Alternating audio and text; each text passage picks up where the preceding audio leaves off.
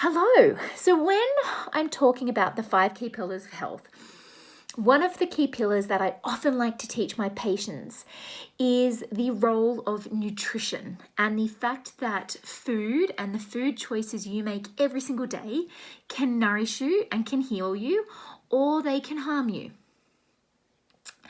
And I've already spoken a little bit about my nutritional philosophy, but I'm really into making simple nutrition decisions, getting back to basics in the kitchen and in the family home, and forgetting calorie counting, and really just trying for everyone to adopt more of a no fuss, no nonsense approach when it comes to food, because food can be simple and it can be beautiful. And that is how you can learn to eat intuitively. And with that is where I teach people about eating macronutrients. So your body can't produce macronutrients. Macronutrients comes from your food. And the makeup of a healthy plate is your macros, which is your carbs, your fats, and your protein. When I talk about having carbs on your plate, I am talking about largely vegetables. Your starchy carbs are a fantastic fuel source that your body needs. So that can be potatoes, it can be pumpkin, peas, etc. Also, beautiful sources of fiber. And I typically recommend resistant starch fiber. By a resistant starch, all I mean is that it's a type of fiber that resists getting broken down by the stomach and small intestines, and it cruises down to the large intestines, where it is the primary fuel source to feed the intestinal cells. So your gut bugs, and you've got a whooping 2 kilos of them, they reside in your large intestines, and every single day they're going, please feed me a beautiful source of fiber because that's my fuel source. And that's what resistant starch is. So when patients do want to incorporate carbs into their diet, and we do, that's where I really educate them on majority of your carbs should be veggies, including green veggies, and you want to have about 6 serves of veggies a day. I did not make up that number. That number comes from the government, who recommend that we need to have 5 to 6 serves of veggies each day, every day for the rest of your life. That is equivalent to about 5 or 6 cups or 5 or 6 handfuls of veggies or salad every day. You may want to incorporate a resistant starch type of grain, which are typically low gluten or gluten-free anyway, like rice, oats, etc. Protein. You want to have a palm-sized portion of protein on your plate at every meal. And by palm size, you want it to be about that thickness. So that could include an animal source of protein, or it can include a non-animal source of protein.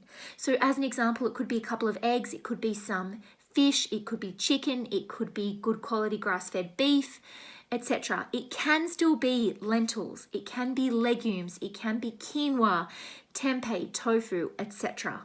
So you want to have about a palm-sized portion of protein at each meal. And the last macronutrient that you want coming onto your plate at meal times is fats. And fats are so important for a lot of different reasons. A big one for so many of us, because we're often quite stressed, is that fats really help modulate hormones and fight inflammation. The outside layer of your hormones is actually made up of fat. And so if you want to have happy, healthy hormones, you need to have good quality fats coming into your diet. And for women struggle to ovulate if they have low fat diets. So diets play a huge role in that whole hormonal picture. When I'm talking about fats, I'm largely talking about polyunsaturated and monounsaturated fats.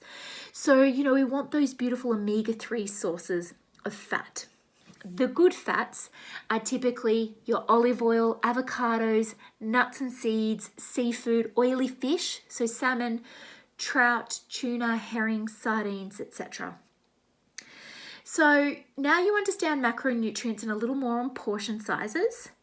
And just to recap, brekkie, lunch and dinner, you want to have a palm-sized portion of protein on the plate. You want to have a good quality serving of fat, which is typically about a thumb serving size. So for example, it would be a tablespoon of olive oil.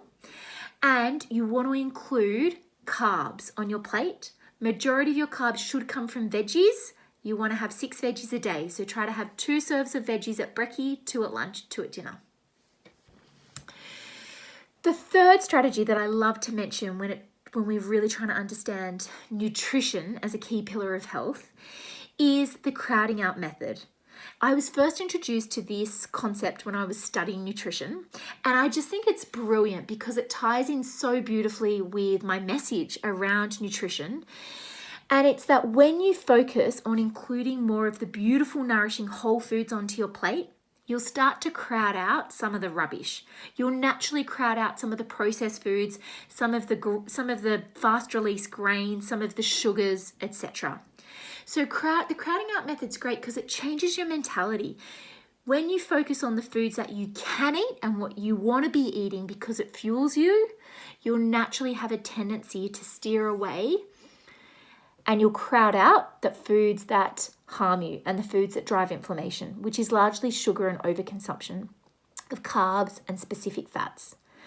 I hope that helps.